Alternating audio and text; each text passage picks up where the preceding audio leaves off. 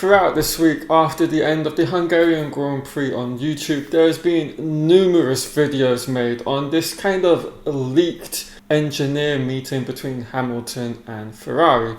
There's numerous videos on it, and it's gained a lot of traction and views across YouTube. In it, they're basically saying the team have been sabotaging Hamilton, essentially.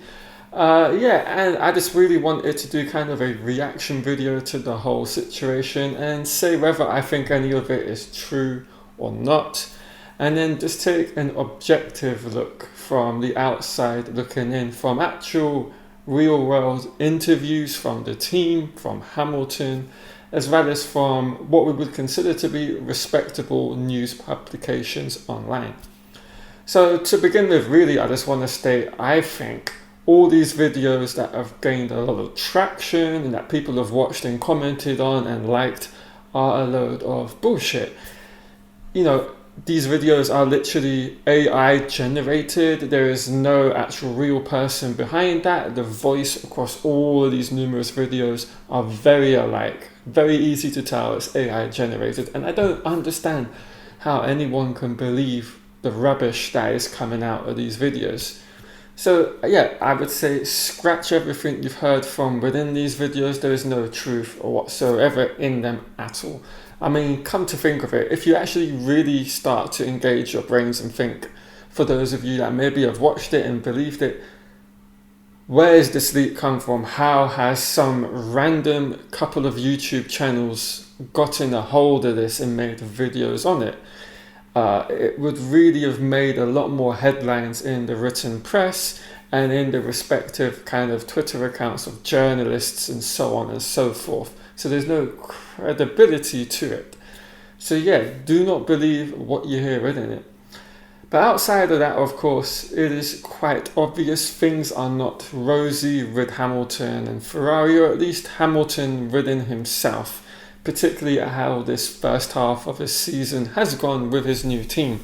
I think maybe, as Fred Vasseur has alluded to, they've seen things has taken a little bit longer than they expected. The acclimatization to his new surroundings in Maranello and Ferrari, the culture within there and the things he wants to change in tandem with the team and Leclerc are a lot more difficult than first anticipated. And he's mentioned this in numerous interviews throughout the opening half of the season. Even last weekend, he was talking about how things behind the scenes, which you can't get into, are very difficult and very hard to get through. So I think even if these videos are a load of rubbish, there is some kind of ironic truth to them in what they're saying without actually the message in the videos. So where do I stand on Hamilton's first half of the season and just the acclimatization and the things he wants to change within the team itself? Well, my point of view is this. I think it seems from what I can gather, it's been a lot more difficult than anybody anticipated. I think maybe he felt, having gone from one team to another already in his career, he understood the challenges that come with that and how to build a team around him and get these changes done quicker, as well as just his own kind of comfortability within his new surroundings. And I think that is where the big issue comes from. A good case in point is, I think Ferrari as a whole are on a whole nother stratosphere with regards going from one team to them than, say, Hamilton going from McLaren to Mercedes in 2013. The culture, for example, is very similar. You're going from one British team to another British team, although with a DNA, a heartbeat from a German manufacturer. And I think that is drastically different than coming from, say, Mercedes to Maranello Ferrari, from a British/German culture to an Italian one. I think the overall feel of the organization is totally different. The way they go about racing is different. The pressures internally and externally are dramatically different. There is a huge amount of press on Ferrari, and that comes from so many different kind of areas within Italy itself. They're like the Italian national team in terms of sport. They're a huge kind of source of national pride. If Ferrari are doing well, Italy are happy, Italians are happy.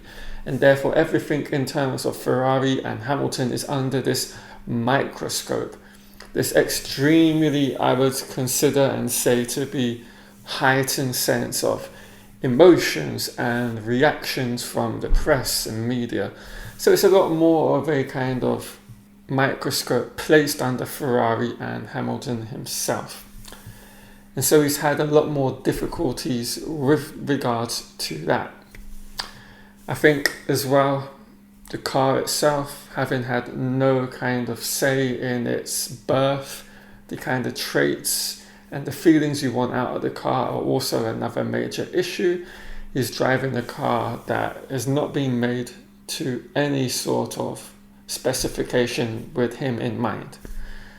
And yeah, I think these are the sorts of things that really are putting him on the back foot. And the summer break couldn't have come at a better time for him, the team, even Charles Leclerc, I think, after that first half of the season, particularly after Hungary.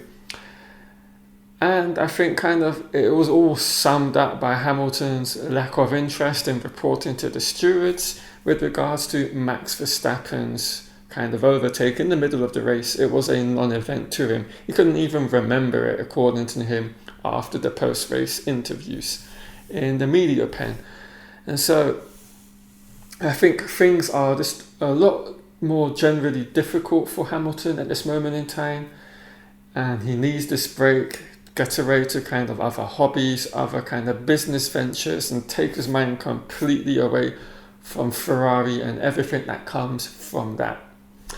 Recharge the batteries and come back fresh and attack the second half of the season and try to make all the changes you're implementing currently to make 2026 a much better starting platform for not only himself but the team, for the car, for the clerk, for the operational side of things, and to just be a lot more smoother in terms of their operations, more seamless between all of the different departments and organizations, and actually sort out his race engineering team, because of course he has made very recently changes to that, brought someone in from Mercedes who was currently working in Ferrari that he worked with previously in his time at that English-German team.